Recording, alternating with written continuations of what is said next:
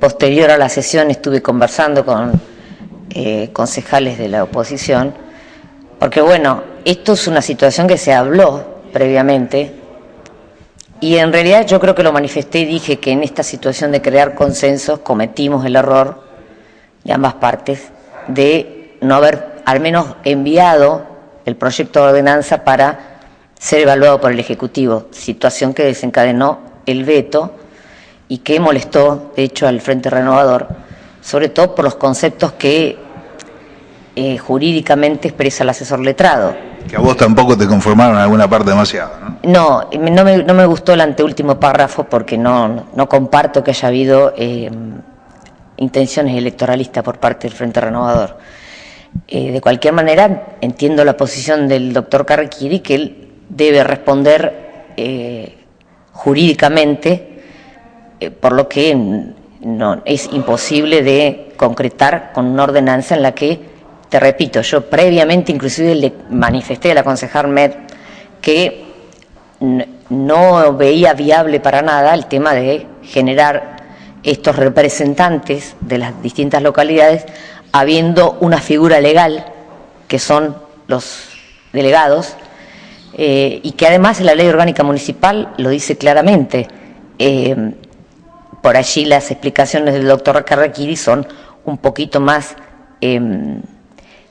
digamos, un poquito más influyentes, tal vez más aclaratorias, pero la ley orgánica lo expresa perfectamente. Yo se lo manifesté a la concejal Mel previamente, el día previo, y luego nos habíamos reunido con los concejales de la oposición sabiendo que esto no iba a estar muy bien. Pero bueno, se cometió el error, recién lo conversábamos, de no haberlo enviado para que lo estudiara el Departamento Ejecutivo y no se llegara a esta instancia de tener que vetarlo. O sea que ustedes, en cierta medida, sabían de que esto no iba a proliferar, pero quisieron hacer un poco causa común o solidarizarse con el proyecto. Y en parte, en realidad, fue una especie de solidarización, que bueno, no se pueden cometer ese tipo de errores, que recién lo hablábamos y me decían, bueno, sí, me dicen, yo también me hago cargo de esta situación. Creo que nos sirve esto de experiencia para que antes de la promulgación tengamos en cuenta que no se trata de hacer favores y de consensuar cuando la realidad está indicando que hay cosas que son contrarias a lo que estipula la ley orgánica municipal. Bueno, por eso lo manifesté y dije que desde el Frente para la Victoria nos hacíamos cargo del error, pero no había sido para nada ninguna intención de exponer a la concejal del Frente Renovador a esta situación. Bueno, la realidad implica que sabíamos que iba a pasar esto, tal vez no teníamos conocimiento de que iba a venir un veto con ese contenido, que bueno, vuelvo a repetir, respeto al doctor Carrequiri, que tiene que responder en términos jurídicos, y bueno, hizo lo que correspondía hacer, y el intendente, por otra parte, obviamente, ante una situación de esa, deriva al área correspondiente para que dé las respuestas que son necesarias.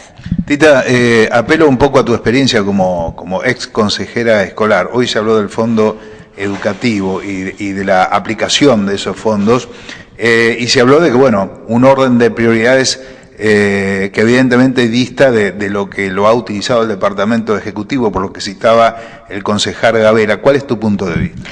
Bueno, mira, el tema del fondo educativo tiene un historial, pero sería muy largo en una nota. Lo que sí está claro, lo estipula el artículo primero, para qué debe usarse el fondo educativo desde el Departamento Ejecutivo. Además de que es facultad del Departamento Ejecutivo la utilización de esos fondos. Y no se refiere solamente al fondo educativo específicamente hablando de escuelas. Hace referencia a todo lo que tiene que ver con lo sociocultural. O sea, no es solamente infraestructura. No es solamente infraestructura y no es solamente escuelas. De hecho, cuando se pidió el listado de actividades que se habían realizado con el fondo, se puede ver perfectamente que no fue utilizado para cualquier cosa.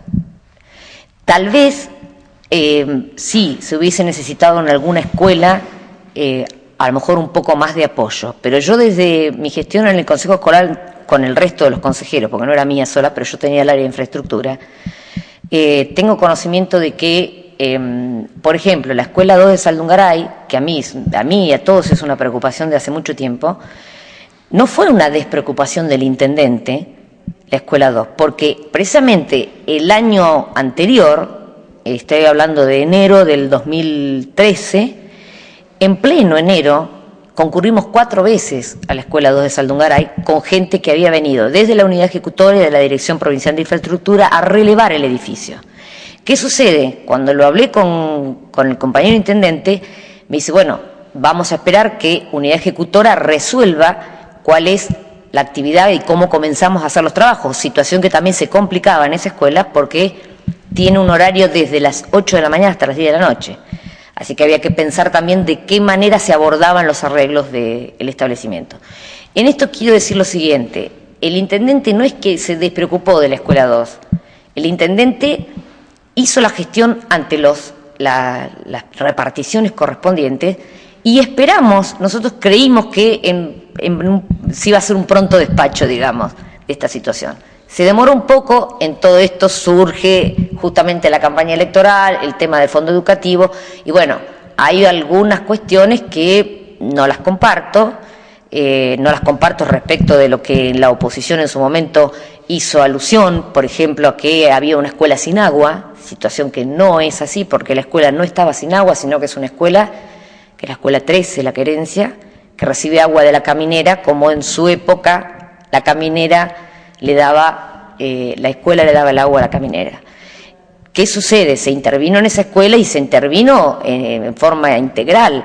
Es decir, la matrícula en su momento nos decía que con 2 alumnos nosotros los podíamos incluir dentro de un trayecto y traerlos hasta Torkins.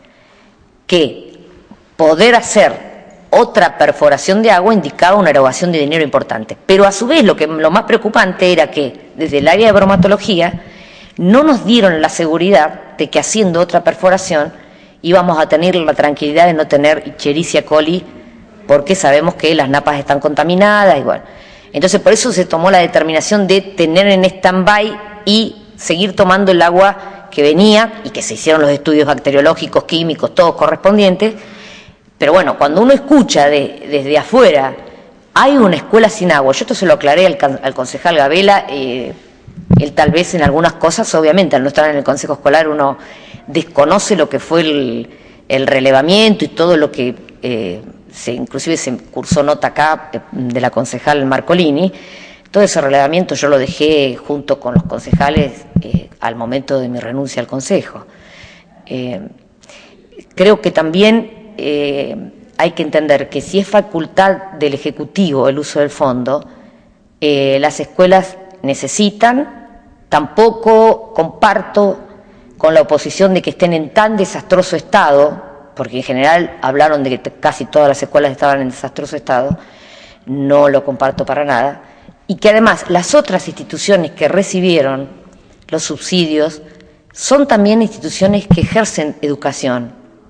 Si no, decime si un club efectúa o no una tarea educativa, de contención, de educación en el deporte, de hábitos, Está también contemplado dentro del fondo. Está también contemplado. Y como eso, no sé, el hogar agrícola, y no recuerdo en este momento, pero bueno, en realidad no es que se usó ese fondo para cualquier cosa. La realidad es que administrativamente las cosas llevan un tiempo, pasan por distintos organismos, intervienen los tribunales de cuentas, en este caso el área de Dirección General de Escuela, que es el que maneja los fondos, los inspectores regionales de infraestructura, el inspector del área.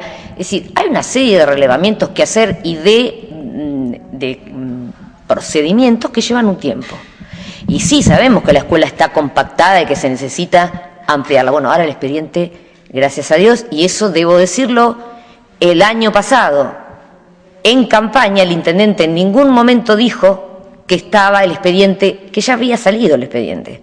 No lo dijo ¿por qué? Porque sabía de este tiempo que llevan las cosas. Y lo primero que iban a decir es, lo usan electoralmente y después la escuela se va a hacer, bueno, puedo darte muchos ejemplos, Jardín 905, la Escuela Media 1, que recibió el Zoom, que en su momento estaba gestionado para el Jardín 905, el Jardín 905 no quiso esperar, hizo la campaña que hizo, bienvenida sea. Bueno, el expediente continuó su curso y sale el Zoom que le pertenecía al Jardín 905 y se define dárselo a la Escuela Media 1.